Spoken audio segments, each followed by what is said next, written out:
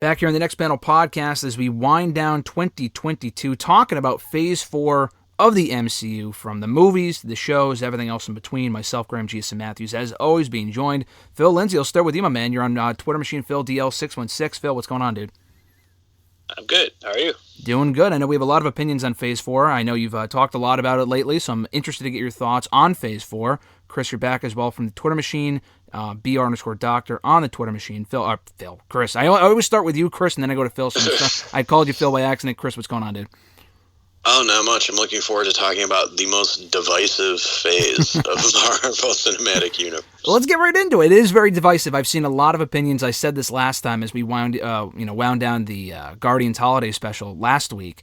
But like I said, I've seen a lot of YouTube thumbnails saying Phase 4, worst MCU phase yet. I mean, obviously, we'll get into that, like, weakest, whatever. I know, Chris, you and I, when we were breaking down all of the MCU up to, I think it was Far From Home, when we did every movie and all that other sort of shit a couple of years ago, we did a Phase 4 recap for each one, and they were all great. I think even Phase 4, I'm not going to say it was the strongest, but it had its high points, it had its low points, and it gets to a point where there's so much good stuff. Obviously, some stuff will be weaker than others, but yeah, like you said, I think divisive is the right word to describe Phase 4, because a lot of people, I don't want to say complaining about it, but just going out of their way to make it worse than it actually was. So we'll get into that. But Phil, I want to start with you. Just talk about Phase 4 on the whole here. We're getting individual projects, your favorite parts, weakest points, whatever. But I know you have a lot of thoughts on Phase 4 as to why it wasn't as bad as people made it out to be, and the recurring theme throughout Phase 4 that made it so special. Yeah, I think that a lot of people are impatient, and I think that we got very spoiled over the past 10 years. I think that people want everything to be a big event now, and so now that we're back to letting things settle and building to something, people are like, oh, well, this isn't as good as the last phase. And it's not going to be as good as the last phase, because the last phase was a culmination of 10 years of storytelling. Like, you have to get to where you were at the beginning of Phase 1, because I don't think people remember what Phase 1 was like. And that's not to say Phase 1 was bad, but when people are saying Phase 4 is the worst, like, do you guys remember which movies were in Phase 1? Like, and again, that's not to say Phase 1 is bad, but when you look at some of the movies that are in Phase 4, like Multiverse of Madness, Spider-Man No Way Home, Black Panther Wakanda Forever, those are great movies. And those stack up pretty well against a lot of the movies in Phase 1. And if you're only using this as like a phase to set up a lot of your chess pieces on the board, they did a lot of great things to not just close off some storylines, but build up some new interesting development. I think that the theme of Phase 4 by far is legacy. I think coming out of everything that happened in the last phase, they touched on grief a lot in most of the projects. I mean, the first big project, the main theme was grief in WandaVision, and that kind of was a reoccurring thing throughout all of the TV shows, most of the movies. I mean, if you just look at Wakanda Forever in a vacuum, that was a huge theme of that movie, is grief. And so I think part of this is like just moving on from the casualties from the Infinity Saga, and creating new legacy characters. They've introduced a new young character in almost every project. Yeah. And so I don't know how that's not clear to people that the entire build for this phase was legacy. Yeah, kind of building the foundation for what will become at some point, probably soon, the Young Avengers. And a lot of these projects, specifically the shows, it's pretty clear. So setting up just what's to come next. Like you said, they had the tall task of following up on Infinity War, which was probably top 5, top 3, top best movie for a lot of people in the MCU, and kind of moving forward, what's next. And I think a lot of people expected, well, we'll get that overarching, not theme, but like goal of what is to come. Like, we don't have a Thanos quite yet. It might be Kang. It probably is Kang. We don't know that quite yet. We don't need that from the get-go. And we didn't really even have Kang. I mean, he was in Loki, but we weren't really sure if that was what they were building to until they announced the upcoming Avengers movies for the next couple of years. We've just had a lot of, character starting shows and movies that introduced a lot of new faces. Some of them will hit, some of them will miss, some of them people will like, some of them people won't like. But I can't sit here and tell you, I mean, again, this is just me. I've seen a lot of other people disagree. I can't sit here and tell you that looking at any of these movies or even shows or the television specials were great, and we'll get into that. We talked about that last week. That any one of these was, like, bad. Like, I didn't sit through any of these shows and thought, I mean, I guess you could say the same for the movies. None of the movies are, like, overly, like... There's an argument for Eternals not being good. But all right, I agree. And Thor Love and Thunder was kind of mid. It was mid, but was it bad, though, is the thing. I mean, people will argue... No, it wasn't bad, no. Yeah. And I would honestly, like, I've rewatched Eternals since we did that review. Yes. I wouldn't even say Eternals is bad. It just does not feel like it belongs in the MCU. And it was an overstuffed movie. They tried to do a few too many things at once. It's a little smart for a crowd that likes its popcorn movies. Yeah, right. And especially it was a really long fucking movie, too. Yeah, and so, no, I agree. I've seen a lot of people say from this phase, too, that we had an idea of what the story was, and I'm just like, I think, again, this is revisionist history. We didn't see Thanos until the end of Avengers. So, no, I don't think that we knew that we were building to this big, like, universal-wide crossover. I think people that think that are, of course, only saying that because they got past the finish line already. Yeah, they didn't even know they were building to that. They were like, okay, Avengers might work, and if it does, we'll move forward from there, but this could also still be a massive failure. Like, Kevin Feige has talked about that, how he was going into Avengers, like, scared out of his mind that none of that was going to work. Yeah, look, banking on Iron Man at the time was a gamble. I know that, again, that's revisionist history, that people now see Iron Man as, like, a flagship character, but he was not a flagship character. No, he was a B and C list character in the comics and the cartoons for many years. Yeah. I do love the story of how they picked Iron Man to be the first movie, though. Have you guys ever heard that? I haven't. I don't remember who told it in an interview. It might have been Robert Downey Jr. It might have been one of the producers on the movie, but he was like, yeah, they basically sat a bunch of kids in a room and just dumped a bunch of action figures on the table and asked them to pick their favorite, and most of the kids picked Iron Man because he's like a flying robot man. Yeah, and he's like the coolest looking, Yeah, and kids like that kind of stuff. And for some reason, that just makes me smile that kids were just like, yeah, we want the robot. And they're like, okay. No, that's pretty cool. No, I never heard that before, and it goes to show, like you guys said, that they didn't even know where they were going from the get-go, and they probably, you could say the same thing for this phase as well. I know they have plans for movies coming up for the next fucking what feels like a million years, but it really feels like with this phase, they're throwing a lot of stuff up against the wall to see what we may never see some of these characters again. Like, we honestly have no clue where a character like Moon Knight will pop up again. Would I be surprised if they never showed him again? Yes, I think he will pop up again somewhere. We still have no clue, and a lot of these shows, too, are not going to have second seasons. I mean, looking at these shows right now, we know Loki's getting a second season. We know What If is getting a second season. The rest of them, and there's a lot of other ones, Hawkeye's probably not, Moon Knight probably not, Miss Marvel, no, she's getting another movie, She-Hulk might, maybe, WandaVision probably not, and Falcon Winter Soldier probably not. So it just feels like they might do other seasons, and they're coming up with other shows as well. They're just throwing a lot of stuff at the wall to see what sticks, and I do applaud that. I think people want a direction from the get-go and want to know where we're going. But I don't know about you guys, but I also like the feeling of like not really knowing where the future is going to take us in the MCU, and just kind of seeing them try new stuff with characters, whether it works or not. Yeah, I agree. So, I mean, look... Oh, sorry, go ahead, Phil. I was just going to say, I think at least with this phase, like, I do feel like there's more of an idea of a structure and a plan than we had in the early phases of Marvel. Because at least, like, all of the stuff that you named that we're not getting a second season for, like, that's clearly building to something. Like, cause they're clearly setting up Young Avengers. They're clearly, even with the Wanda stuff, that was to build to a movie. I mean, the Captain America stuff ended up leading to a movie. So I feel like a lot of stuff, even if it's not getting another season, it's developing to something. Yeah. Do you think, going back to what you guys said before about, like, Eternals, that was very overstuffed with stuff, that being said, kind of a bonus question, I think Eternals would have worked better as a show. I'm not sure what show would have worked better as a movie. Are any of those looking at the movies and shows that come to mind, were there anything else like that you think, this would have been better off as the other one? Or no, everything was kind of what it should have been? Yeah, I think Eternals would have been better, the show. I think if you spread that out over a few weeks, I think that would have been much better. Yeah. I think we even talked about that during our review. Like, they could have dedicated an episode to each character's introduction and then sort of used the finale as like the big battle at the end. Yeah, I agree. Kind of like the Netflix show, which I'm drawing a blank on, that got canceled. That had like a different character every episode, and it led up to them all coming together. What is the name of the show? They all shared like a consciousness. Oh, Sense8? Sense8, yeah. Yeah, the Wachowskis show.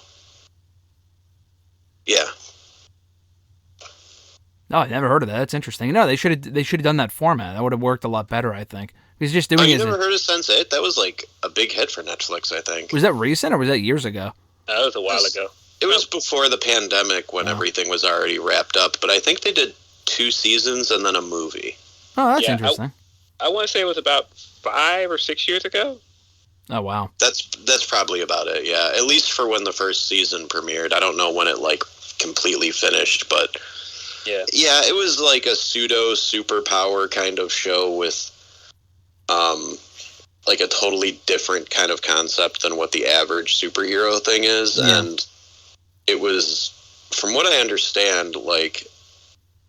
a very sexualized, like, adult R-rated kind of show. Oh, okay. Yeah, it was an interesting show.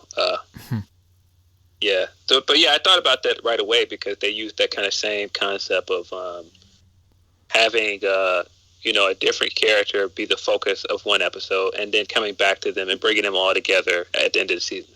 Yeah. Which that's what The Walking Dead was originally going to be. That was going to be a series of episodes that each focused on a different character, and then the network talked Kirkman into just straight adapting his comic. Oh, that's interesting. I didn't know that either. Yeah, he had talked about that during the first season. He's like, yeah, the first idea I had was actually for the character that Sam Witwer plays in the pilot. He's the soldier in the tank. Yeah. And, like, they were going to have an episode about this soldier trapped in a tank amid the zombie apocalypse, and like how he was trying to survive and stuff, and I guess, like, just to kind of do Sam a favor, like, he still put him in the show. But it's so funny to me that they actually brought in, like, an actor who's kind of established to just play a zombie really quick in one episode. That was hilarious to me. Yeah, that is pretty funny. Yeah, that doesn't often happen. To justify paying the guy a X amount of money to play a fucking zombie real quick. Yeah. Yeah. No, I don't know. I think that would have worked well as a show. Are there any of the shows that you guys that come to mind for you guys that would have worked better as a movie at all? Because I feel like WandaVision was the perfect show. I mean, we talked about it here at the time almost 2 years ago, which is fucking crazy. But, I think that worked, especially with the timing of it. I think it would have been a great show anyway, but the timing of when it came out in the middle of the pandemic, when there really wasn't much going on as far as shows go and just nothing just in general, especially with Marvel content. It was the first Marvel property since Far From Home in the middle of 2019. So it was like a year and a half in between content. It was a great show anyway. It still holds up almost 2 years later. I think that worked perfectly as a show. I think it would have worked as a movie too, because a few of those early episodes were, I mean, it took a little while to get going because they focused a little bit on the old school retro themed episodes of the WandaVision show itself. But other than that, I don't really know. Like Hawkeye, I think was kind of a throwaway show in the long run. It was a good show. I enjoyed it as a holiday show, but I'm literally planning on rewatching it just because it's like a Christmas thing. That's so funny. Yeah, that's a good idea. I feel like now Hawkeye was the way to get Kingpin back on the board. Like, I feel like now looking at it. Yeah. That was this. I feel like that was the sole purpose it served, aside from introducing, I forgot her name, but Kate Bishop. Kate Bishop, yes. I mean, and giving us just a little bit of Yelena until Thunderbolts, just to hold us over. Yeah. Well, that was right after. It was a couple months after Black Widow when we saw her too. And again, Black Widow, same thing. A movie in the long run to kind of give Natasha her own movie after when it should have come out fucking years ago. Is it an overly? So, what'd you say? Hold on. I gotta tell you guys a quick story. So did either of you guys watch the actual video of the interview I did with Paige? I saw the clip on Bleacher Report.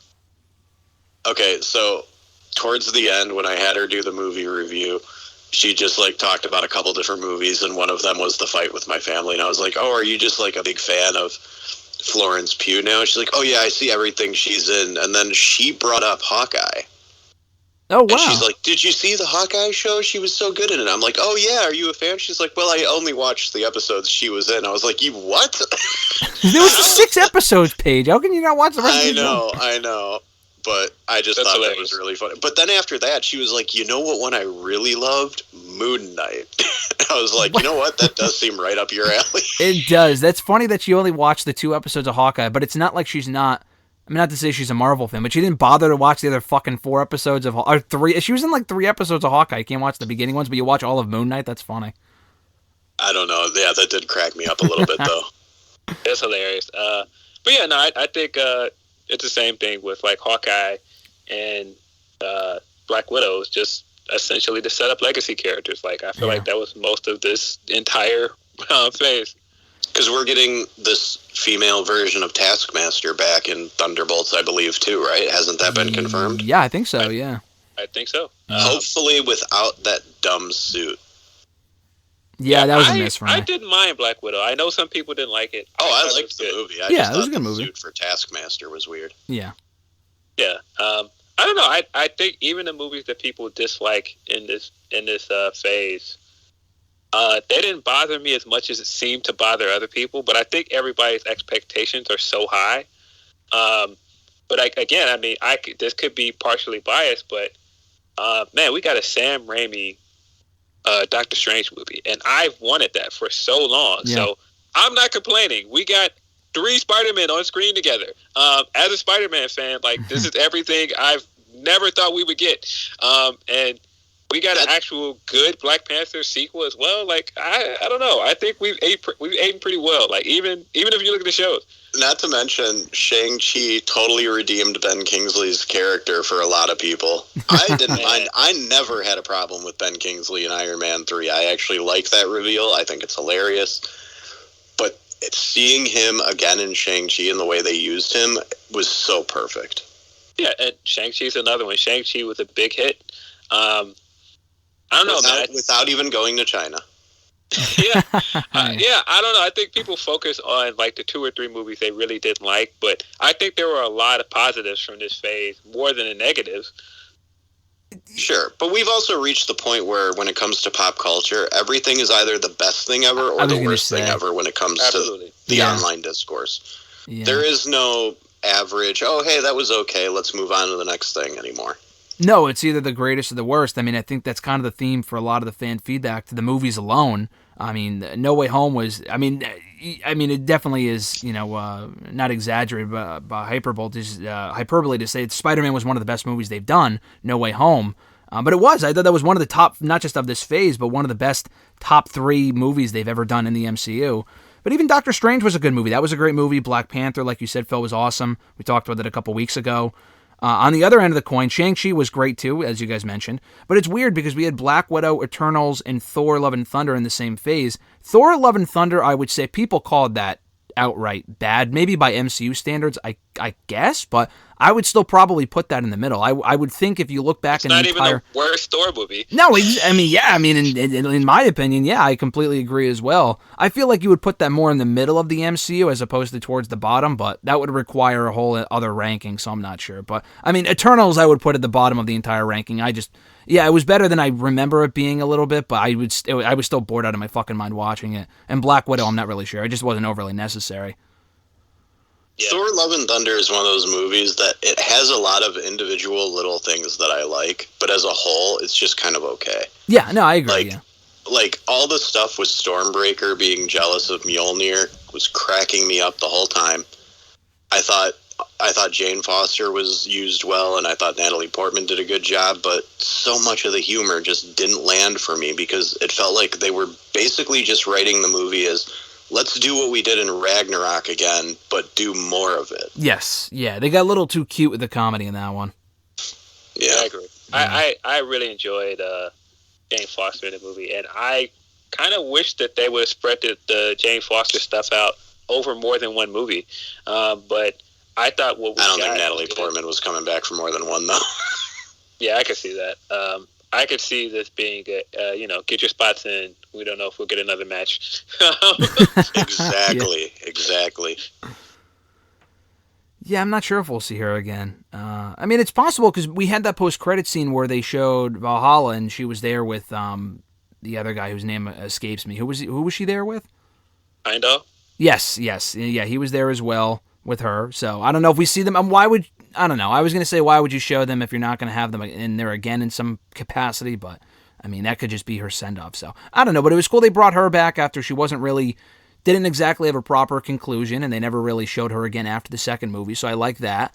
I completely agree, Chris, though. I feel like there were parts of the movie I really liked, but as a whole, not one I would go out of my way to watch again. I mean, it was entertaining. I was thoroughly entertained by the movie, but I don't know, especially compared to Ragnarok and some of the other movies in this phase, it would easily be, looking at it now, I mean, we'll just as a quick ranking, you don't have to put a lot of thought into it, I would put Spider-Man number 1 for me personally, Black Panther 2, probably Shang-Chi 3, Doctor Strange 4, if not 3, Shang-Chi and Doctor Strange would probably be interchangeable, Thor 5, Black Widow 6, and Eternal 7. Would your guys' rankings be drastically different than that?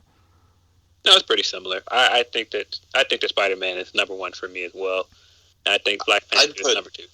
The only difference I would have my ranking would have Doctor Strange above Shang-Chi. Mm-hmm. That's about the only difference. Everything else you said was pretty spot on. Yeah, I think that's very subjective. I think if you're a fan of Sam Raimi movies and if you're a fan of everything that he does, I can see you enjoying that more than Shang-Chi. But Shang-Chi was very good as well. Sure. There are a lot of things in Multiverse of Madness that were just really good. Every time I see that clip of Strange jumping off that balcony to suit up, it just looks so cool every time. The way he pulls a cape out of nowhere and flings it around is good. There's so many good things in that movie. I actually think that movie is kind of underrated. Yeah, it is, yeah. No, I had seen that twice when it came out earlier this year. It was definitely worth watching. And I like, as we talked about at the time, too, like you guys mentioned, the Sam Raimi effect of the movie as far as it's so different than literally anything else we've had in the MCU up to this point, which is so rare, too, because we've had so many fucking movies up to this point. Now a lot of shows as well. The only thing that I would think that comes close to it, but not exactly, is the Werewolf by Night show, or the special, rather, that was kind of like more horror-esque themed, whatever. That's about it, though. Other than that, we really haven't had anything else like that. And I feel like, again, they're trying something different. All of these movies and shows, are all different from one another, which I feel like you can't say for most other phases, but I could be wrong in that. I would really have to think back on it. But again, you look at Spider-Man No Way Home was a vastly different movie than Doctor Strange, which was a different movie than Thor, which was a different movie than Black Panther. So, and they were all good to great in their own right. So I appreciate that about this phase, if nothing else. Yeah, I agree. I just, again, I think we're spoiled. I mean, I think people forget we got to see Professor Xavier show up in the MCU. That just kind of got completely washed over, like it was not a big deal. Right. They gave us the fantasy casting of Jim Halpert as Reed Richards. Yeah. John Krasinski. Yeah, we've gotten a lot of good things out of this phase, but I think people are just like, it's not exactly what I wanted, so throw the whole thing away. And it's like, yeah, but no, there was some cool stuff in there, too. I don't know.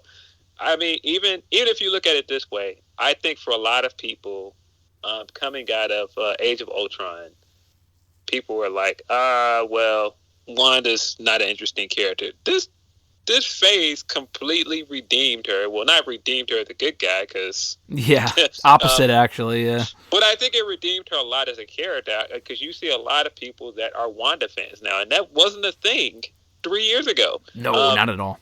No, people were even ragging on her in Civil War.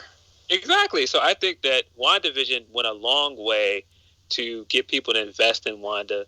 And I think it did a long way to get people interested in Vision, too. There were a lot of people that did not care about Vision. And, like, I feel like now a lot of people care about those two characters. And I feel like kind of the same way with Hawkeye, because, I mean, Hawkeye was good in some of the movies, but I think he was a lot more interesting in his shows than he was in most of the movies. I agree. Oh, yeah. Agreed. Yeah. Agreed. He was interesting in Ultron. the one thing that I think Hawkeye did really well that a lot of people don't notice is it re-grounded the MCU a little bit and reminded you that, like, there's a lot of shit going on with people who have no special abilities. Yeah, because so much of, like, look at all the movies and all the shows, like, so much of it is based around people with powers. Like, Black Widow is kind of an exception, but even that had, like, a couple people with enhanced abilities at least, and some dude with pheromones, whatever the fuck that was.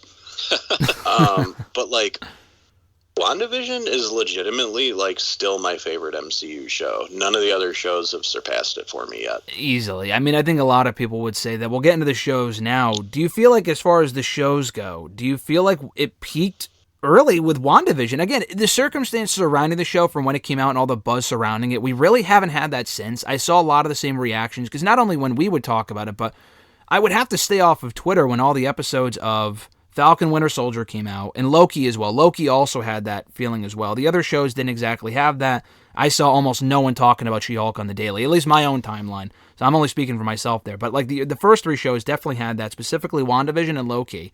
I feel like and the shows... the pandemic had a lot to do with that. For sure. Everybody was home watching the only original content being released, which was that. Yeah, but I also think as far as quality goes too, like you said, they have... The other shows have rewatchability too, but I feel like the top two shows of the, 8 I'm looking at here now? I think 8 shows that we got. I feel like they peaked early with WandaVision and Loki. And Falcon Winter Soldier I like too, but those two shows specifically I feel like were the best of Phase 4. Yeah. I actually really like Falcon and Winter Soldier. I've rewatched it since, and I liked it even more the second time. Interesting. Yeah, I think WandaVision is probably the best, but Loki was very good as well. I really enjoyed Moon Knight as well. I don't know if we're ever getting anything Moon Knight related again, but I enjoyed what they did with Moon Knight. I don't think any of the shows are bad. It's just like, I think that early on, it was just this newness to it. Like, and it was just this, like, different way of getting Marvel characters. So, and I think, like, that kind of, like, newness wore off by the time we got into this year, at least, because we were getting so much content, not just from Marvel, but Star Wars content, all this other content from other streaming places, which is not a bad problem to have. But I just think that early on, there was kind of like this kind of amazement around WandaVision because it was still such a refreshing thing. Yeah, it is interesting looking at it now. I didn't really realize this, but the first 5 shows all kind of revolved around characters that we were already familiar with from other movies, that being, Wanda and Vision. We had Falcon and Winter Soldier, obviously, Loki. What If was kind of like the one project. I mean, that also revolved around characters we were already familiar with, but that was a little bit different. Hawkeye as well. And then you get into this year, you talk about Moon Knight, Miss Marvel, She-Hulk, all characters that, unless you read the comics, you were probably, myself included, were not familiar with whatsoever.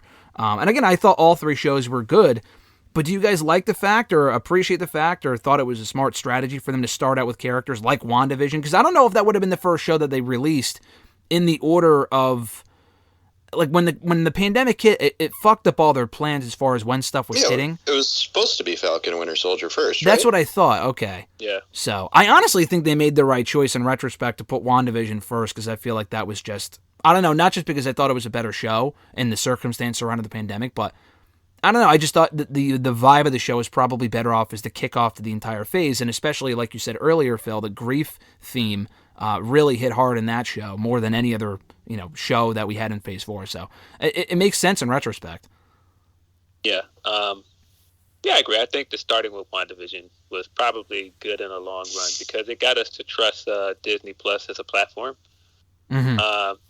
But yeah, I don't know. I think Miss Marvel is also a good show.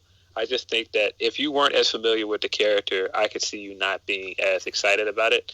But I think it was a good show, and I think they did a great job of introducing Kamala and getting us interested in seeing her again. Yeah, I agree. What were your thoughts, Chris, on like the kind of, especially like the newer characters too that we got this year? I mean, I think they did a great job introducing a handful of new characters that the casual fans may not know. Like Kamala Khan is not a very old character in the comics. No. So that's one of those characters where it's like, you're even going to have some of the diehard comic fans who fell out of comics 15 years ago or so being like, oh, I don't know anything about this girl. Yeah.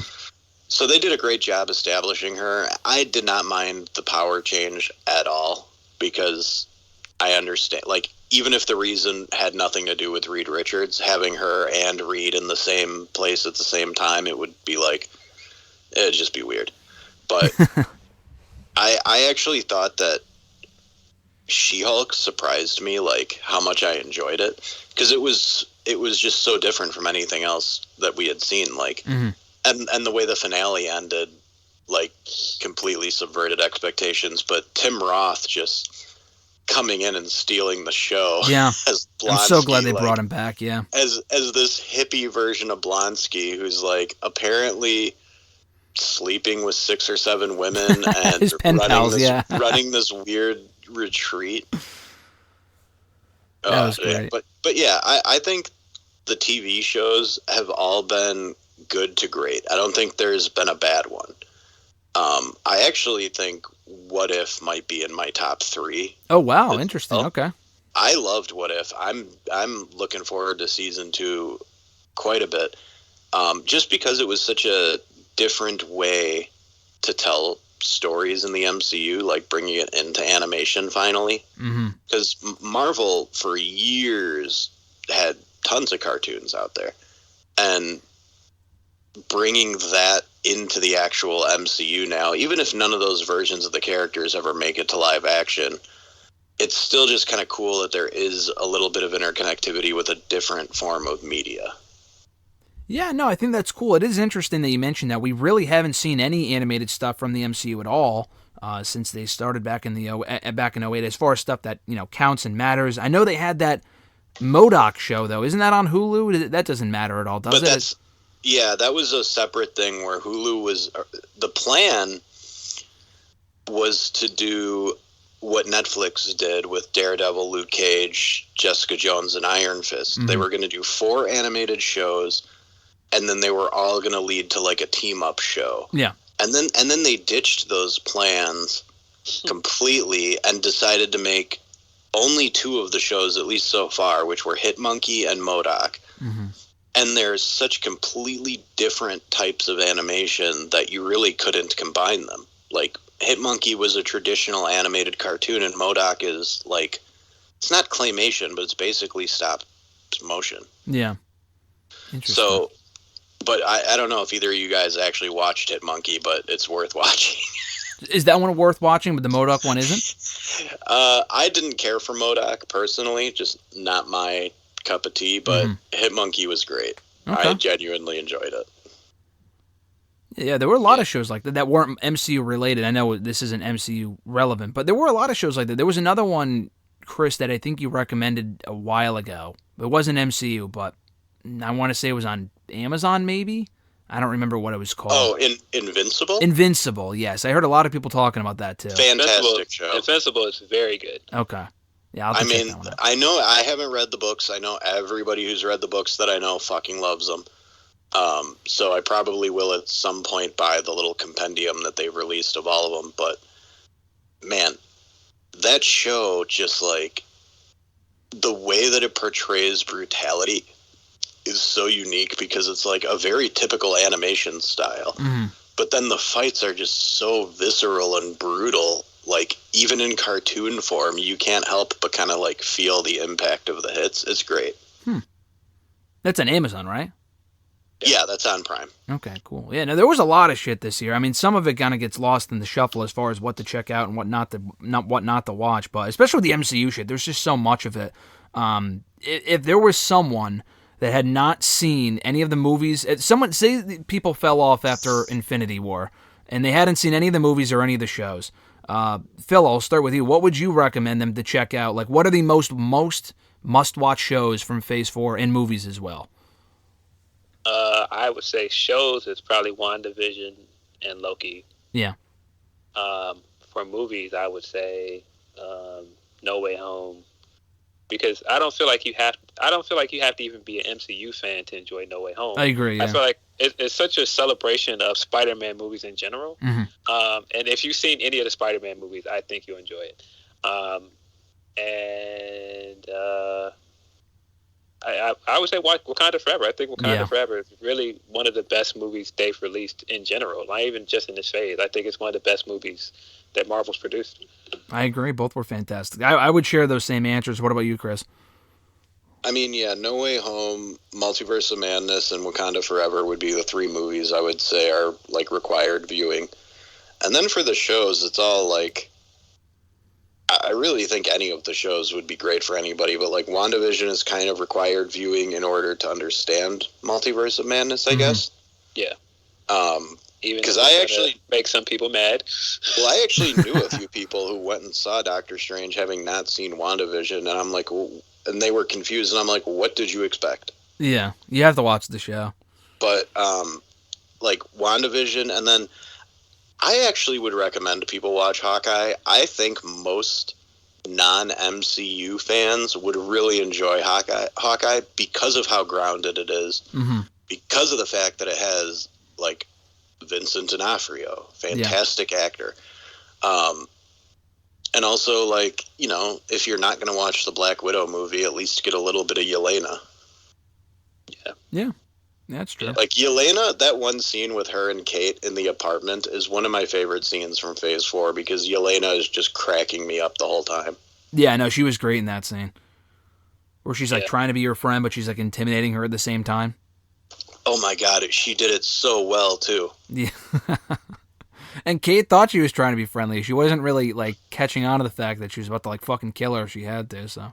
No, that was good. They had great chemistry. I'm glad they brought in Kate. That's another thing, too, like, any new characters that really stood out to you guys that you guys are looking forward to seeing, hopefully more of in the future. Because for me, Yelena would be one of them. Kate Bishop would be another. Moon Knight, if we see him again, that was very interesting. She-Hulk actually exceeded my expectations. I wasn't really sure what to expect from the show or the character itself, but I thought Tatiana Maslany did a great job with the character, and the show I just really enjoyed as a fan. But those would be the ones that stood out to me. I mean, most of the movies were kind of people that we were already aware of, though. And Shang-Chi. You know what we do need to talk about is how Wong was just all over Phase 4. He was. This was the Wong phase, yeah. Wong was like the MVP of this whole phase, and my God, if they give us season 2 of She-Hulk and we don't get more of him and Madison together, I'm going to be so mad. Watching The Sopranos? Right? Or they've moved on to a new show. Like, by the time we get to season 2, she's got him watching The Walking Dead or something. I was going to say Breaking Bad or something, yeah. Yeah, that'd be great. No, he was in, 5 projects? He was in She-Hulk, he was in Doctor Strange, he was in Spider-Man No Way Home briefly.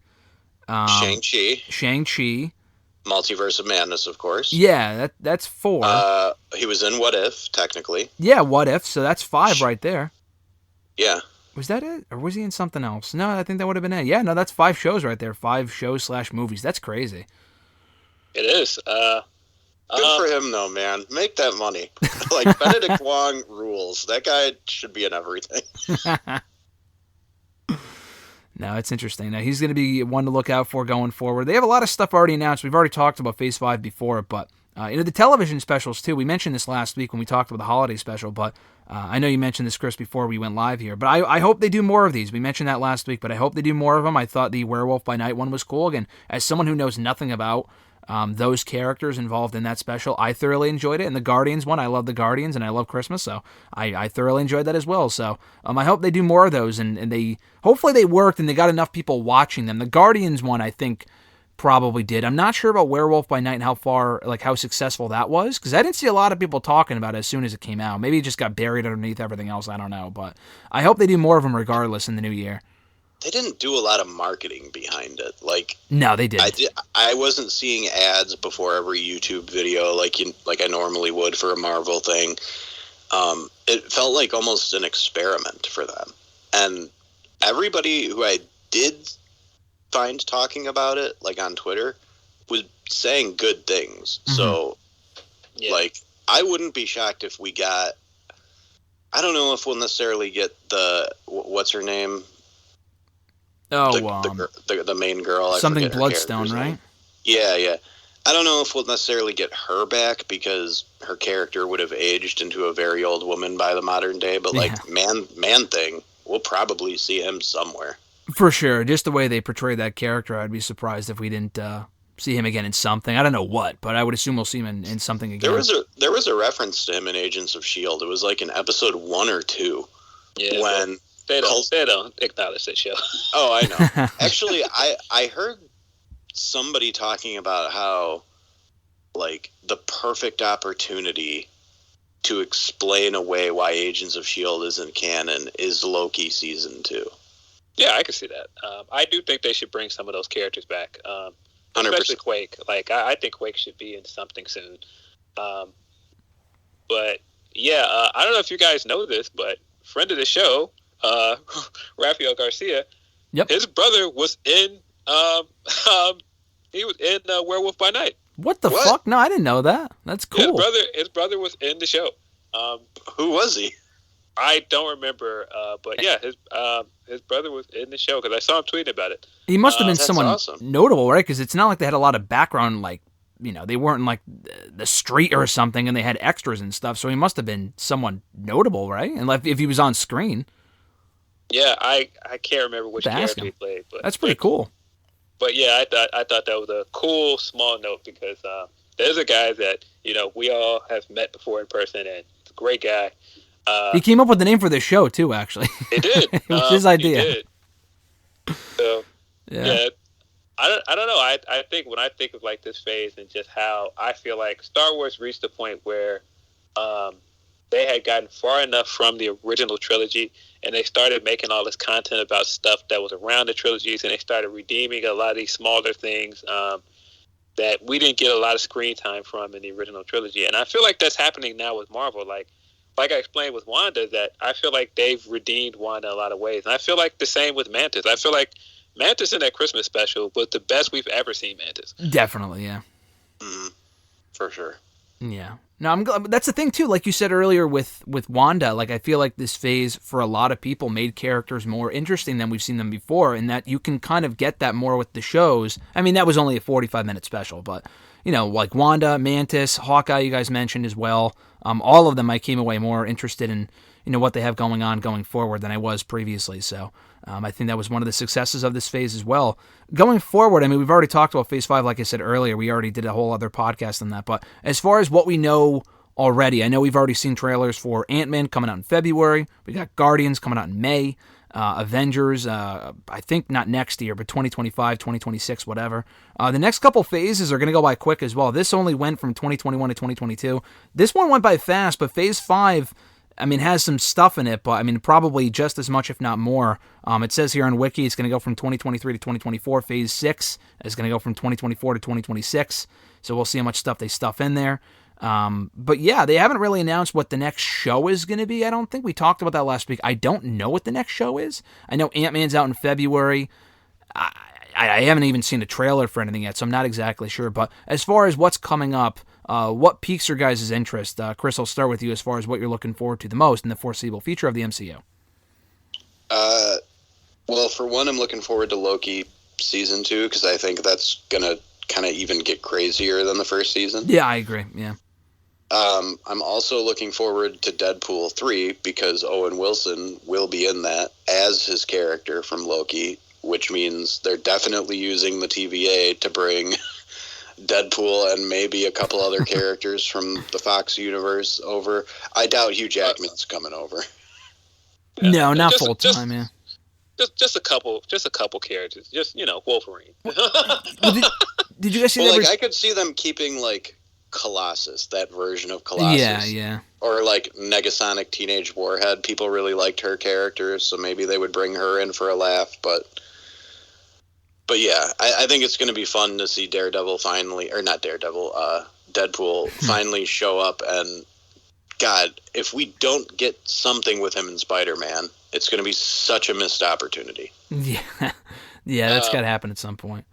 Yeah, I would love to see that happen. But, I mean, again, that was one of those things where people are like, man, Phase 4 is terrible. And then that short clip of Hugh Jackman just saying, yeah, sure, I'll do it. And that was enough to raise people's interest. So, I don't know, man. I think as a longtime comic fan, I think that we got so used to feeling like we have to watch everything. But as a comic fan, the thing that I enjoy for a long time is, you know, finding these small miniseries or finding these, like, fringe books that nobody else was reading and it'll be something over there that, just a collective of people are like, no, this is great. And so when you hear about something like the Werewolf by Night thing, like, no, it doesn't have to be required viewing, but it is cool that it exists for people that want to watch it.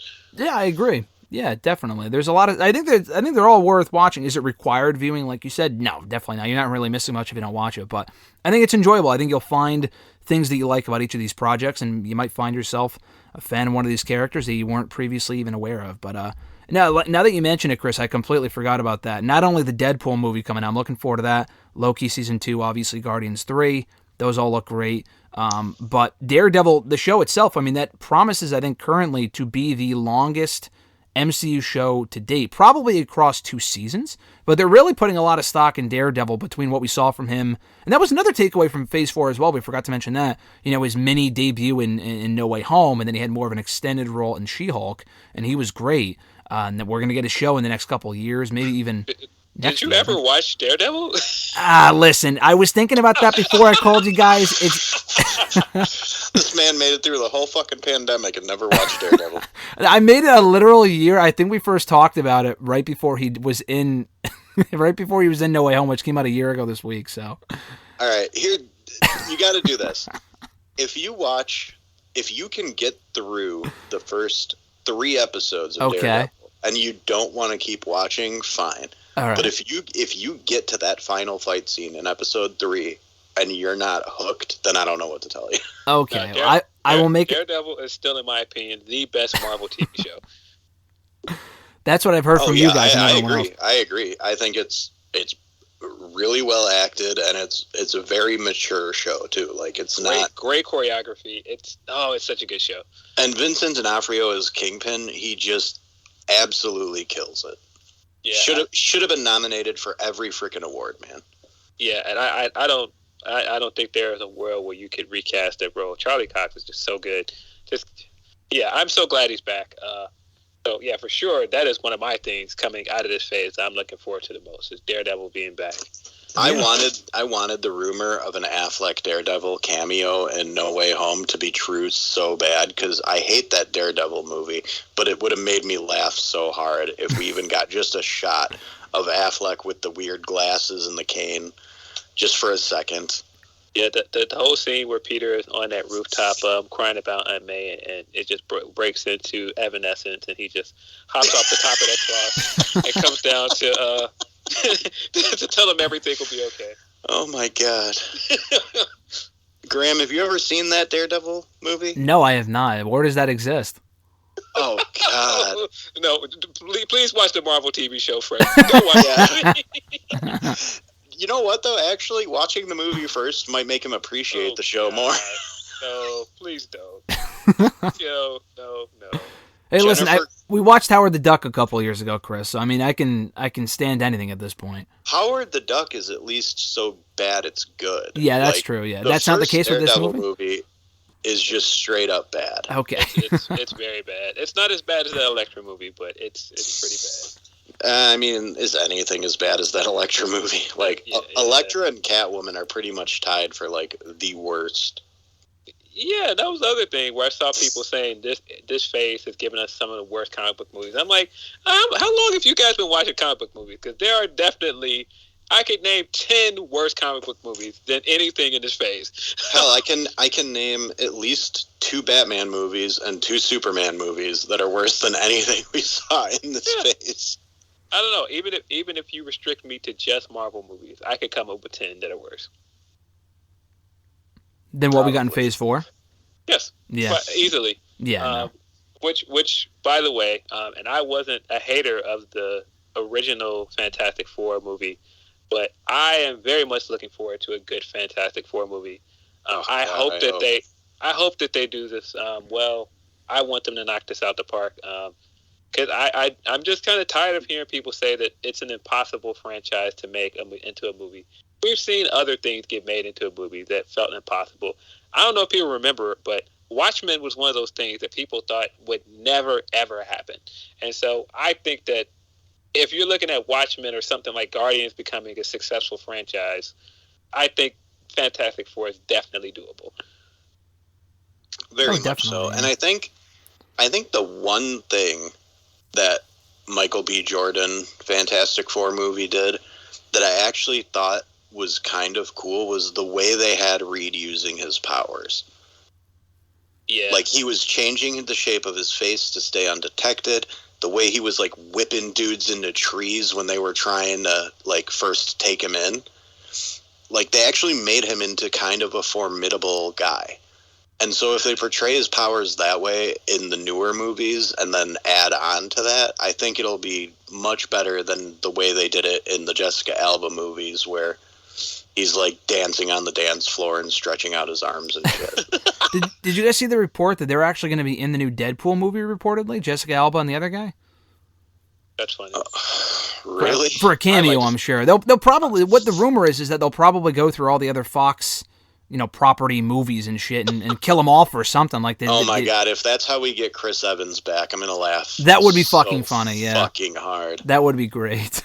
Especially if, like, somebody from the mainline MCU gets to see him and be like, hey, you look like Steve. And he's like, who the fuck is Steve? They would definitely do something like that for sure. He's got to, you got to show him, like, in the shower scene coming out and they're like, you look like Steve, and then he does if he's anything as hot as me, and then he creates the steam the same way. Right? Oh my God. But yeah, no, I definitely want Fantastic Four to be a win for them because that's their original flagship title, and I just think it's a shame that Fox kind of took some of the luster off of that property, and people are not excited about it anymore. I'm actually more interested in a good Fantastic Four movie than I am of a good X-Men movie. Yeah, no word on that so far as when we're getting that. That's still up in the air. Well, it seems like the plan is to kind of be a slow burn, and they're introducing mutants one at a time. Okay. So yeah, I was going to say they've already introduced the theme twice.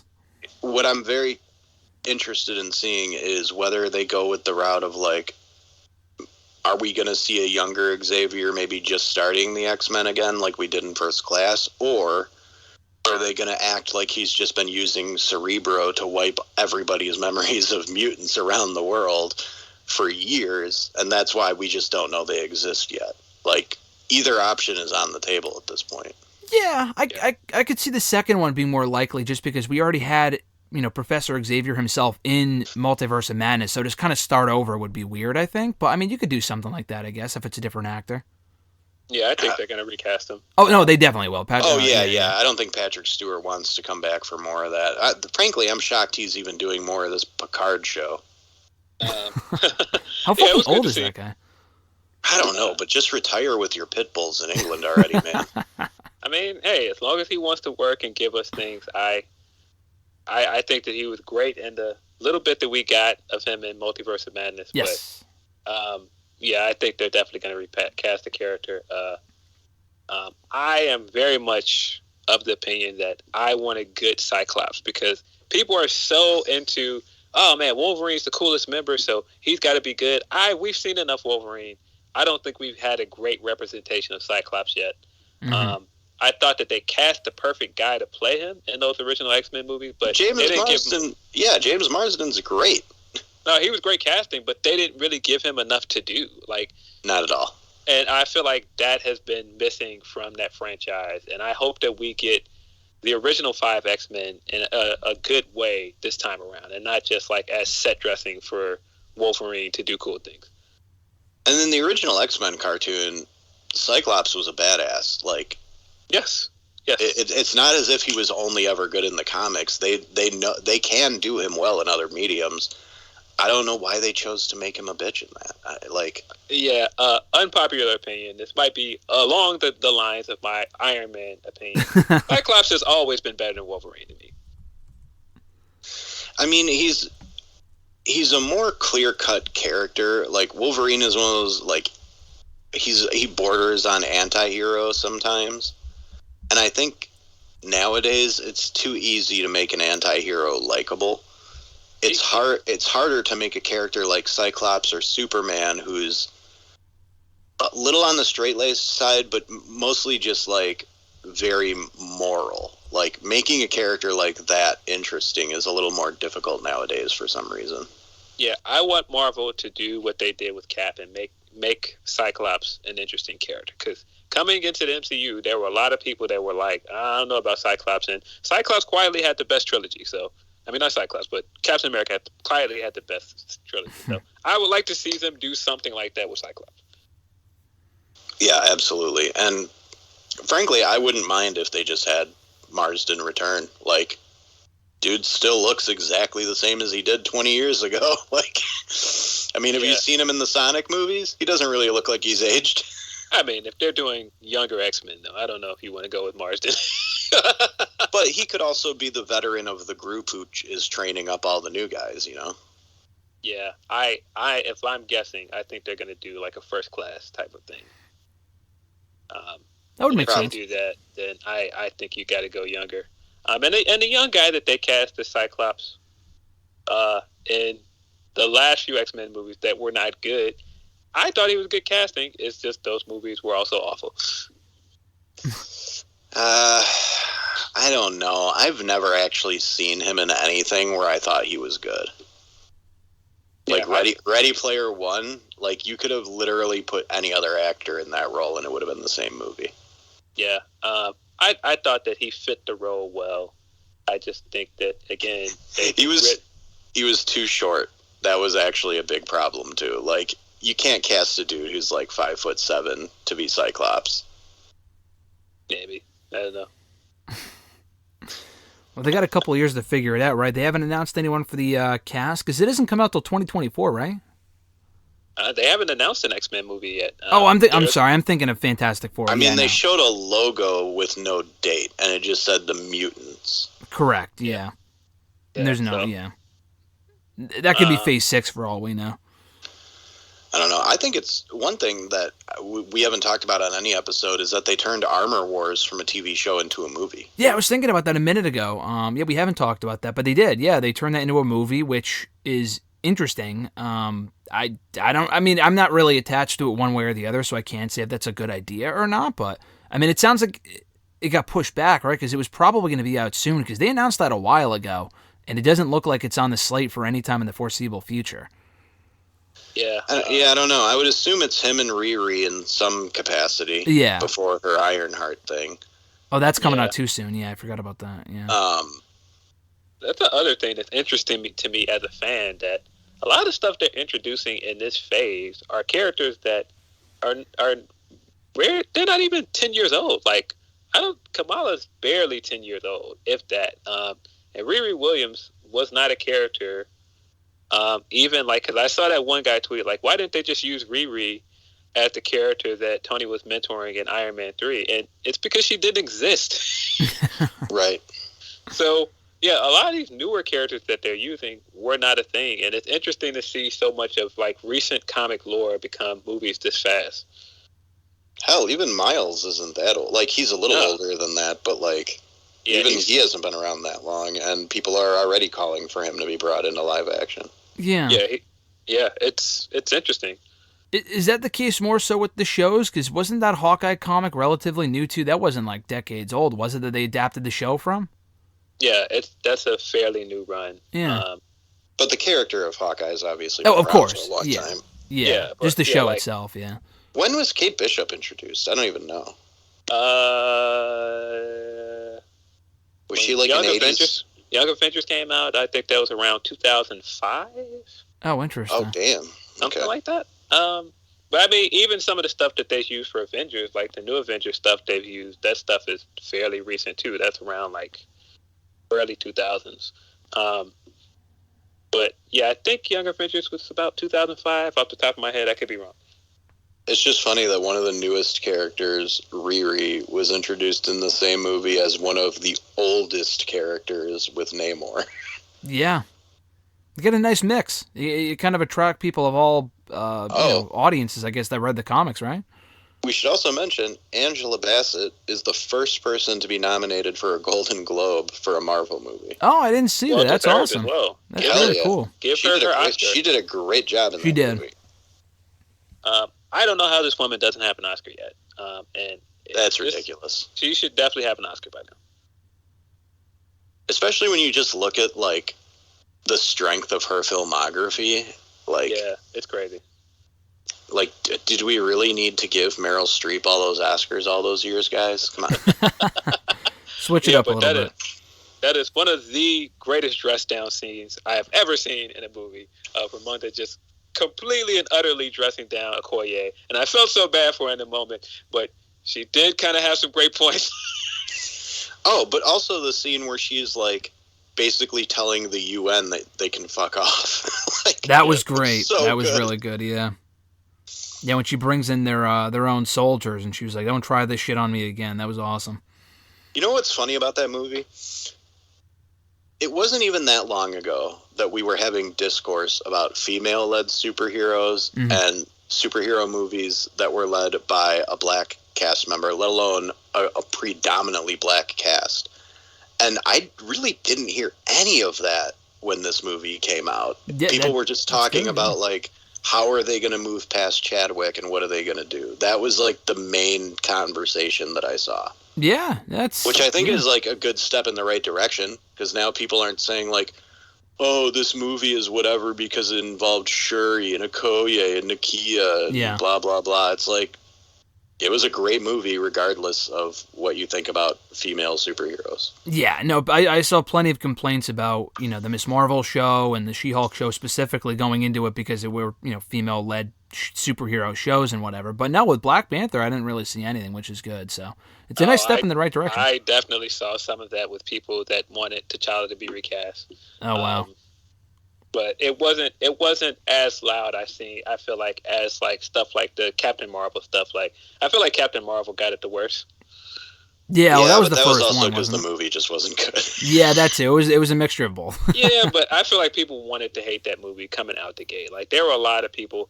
I remember when people were saying like that scene where she came to Earth and she beat up the guy and took his motorcycle and jacket, and people were like, "Oh, so this is what heroes do?" I'm like, okay, so we not seen this trope in every action movie ever? Yeah. Like, what? Yeah, that's just picking and choosing. But yeah, I think people also just wanted to hate that movie for whatever reason. It's weird. Yeah, no, we had Black Widow in this phase too. That was a female-led superhero movie, albeit like fucking 6 or 7 years too late. But they finally did that. So yeah, I think they had a lot of progression in this phase and introduced a lot of interesting characters. Even Eternals had some interesting characters. I wasn't a big fan of the film overall, but even that movie was pretty progressive as well. So it's nice to see a lot of representation across the phase, and I hope that they can continue that going forward as well. Under reinstated Bob Iger. Yeah, Bob Iger's back. Yeah, hopefully. Yeah, we'll see. Because if the stories are correct, he was the guy that was not on board with a Black Widow movie. That's why we didn't get a Black Widow movie sooner. How long was he gone for? A couple of years? Doesn't seem like it was that long. That's what I'm saying. I didn't even know he was gone. I don't think Chapek was in control for more than 3 or 4 years, right? Yeah, it couldn't have been more than 4 years. Wow. Yeah, we'll see. We'll see how that affects the MCU at all. I'm not sure it'll change much, but yeah, like you said, if he was turning down stuff like that, who knows what that means for Phase 5 and beyond. But I mean, so far so good as far as stuff not being canceled. Usually when the MCU announces stuff, when Disney and Marvel announce stuff, they usually deliver it at some point. It seems like with the DCU already, even in the last couple days, they've even canceled more shit. Wonder Woman 3 got canceled, which isn't too shocking. The second one sucked, but there were a lot of other stuff. I heard Black Adam 2 may not be made. Is that accurate? I don't know. But yeah, I think James Gunn came in and said, all that stuff you're doing over there, throw it in the trash. Yeah, we talked about that with the Black Adam movie, but I trust him to do the right thing, so we'll see what happens. And if that rumor is correct and that this next Aquaman is the last Momoa movie we're going to get, and they're trying to get him for Lobo, oh man, I hope that's true. Please just do it. He would be amazing casting for Lobo. And The Rock was going to play Lobo years ago, and that never panned out. Yeah, I'm glad that never happened. Yeah, give us Momoa as Lobo, man. I know he is having fun doing Aquaman stuff, but he just never felt like Aquaman to me. No, he didn't really to me either, but then again, like, that is the Zack Snyder interpretation of Aquaman, right? Yeah. He's a bro. Of course. Because Zack Snyder is a bro. Yeah. Hey, man, Lobo is a bro, so it makes perfect sense for him to move on and do Lobo movies. He even has, like, the perfect voice to match up with everything we've already seen in the cartoons with Lobo. Yeah, listen, I'm waiting for this guy to show up from space on a motorcycle and call himself the main man and do all this stuff. Come on, man. Make this happen, DC. I don't ask for a lot, but make this happen. Yeah, it's right there in front of you. Just do it. Yeah, we didn't get a lot of DC stuff this year. I know they came out with the Batman movie, which wasn't obviously connected to the DCU at all. But, the Peacemaker show, which we talked about, I thought that was great. We had Black Adam, and that was about it, right? They didn't really do much else. Yeah, I think that this was definitely the sign, if people weren't ready to believe it, that they were ready to move on and give somebody else the keys to the kingdom. Yeah. And so I think it says a lot that they trust Matt Reeves and they're going to give him his own spinoffs and kind of his own room to make his own universe with the Batman stuff. And they're bringing in James Gunn full time. So I think that this is definitely the, grand reopening sign going up. Yeah, I agree. I'm excited for the future for their shows and movies, too, as far as what they do going forward with what's canceled, what's happening. We'll see.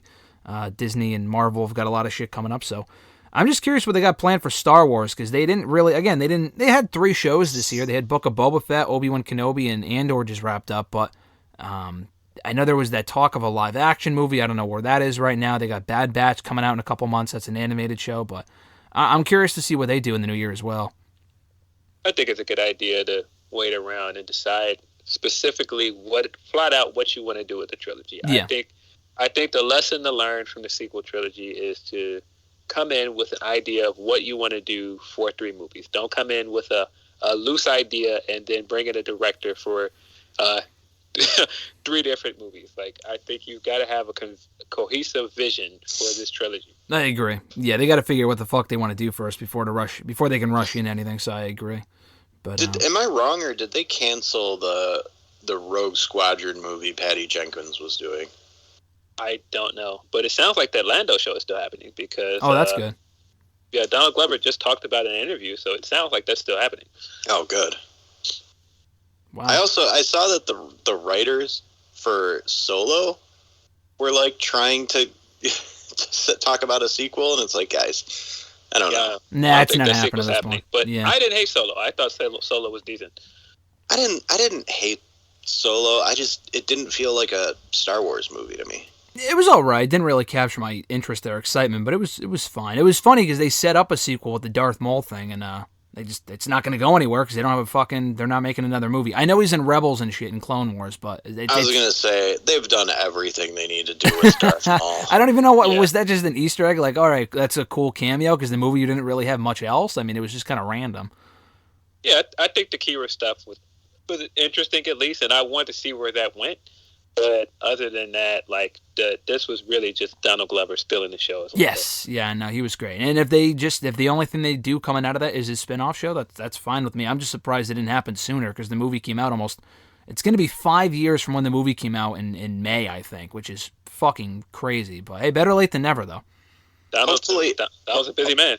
Yeah. Hopefully it's not a prequel to the prequel. Like, this better be taking place after Solo. Yeah, I would hope so, yeah. Because we don't see him in episode 4, so we could catch up with what he's doing during that point. Right, but like, I'm a little disappointed that Woody Harrelson's character had to die because it's Woody Harrelson. Like, yeah, no, he was good. Bring him back. Yeah. Yeah. I don't know. Maybe they can. Andy Serkis played 2 different characters, so I don't know if you can't bring him back as himself, but maybe I don't know if he could do some other shit. I don't know. So. Yeah, I cannot remember the redhead that was in.